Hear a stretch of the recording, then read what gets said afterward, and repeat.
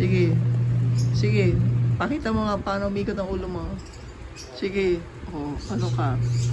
Ano ka? Oh. Paano kumain ka na lang leche plan? Ikot talaga. Ikot ka na naman na. Ikot ng ulo. Diba, sabi sa iyo, isosoli natin yung chest mo. Di pwede. Oh, kasi bili ka ng bili naman ng hindi mo ginagamit.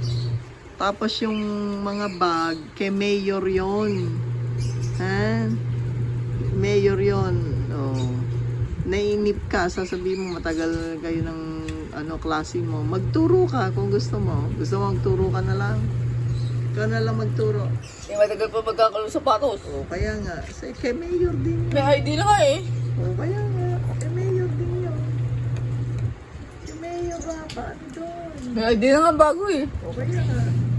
Si Gian ba? Meron pa. Ikaw nga nauna. May ID na. Si Gian wala pa. Diba? Diba? O, ikaw nga nauna eh. O, isoli muna natin ID mo. Di pwede. Dapat pala hindi pa nag-ID. Dapat pala hindi pa muna nag-ID.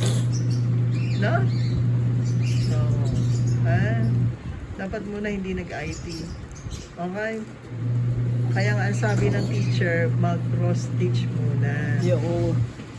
Bakit hindi pa maibigay kay Gian yung cross stitch na yan para yan ang gagawa. Na? O, sige, kaway-kaway na lang. Sabihin mo sa kuya mo. Kaway-kaway. Uy! Si Alvaro to. Kaway-kaway. Gusto niya. Gusto niya.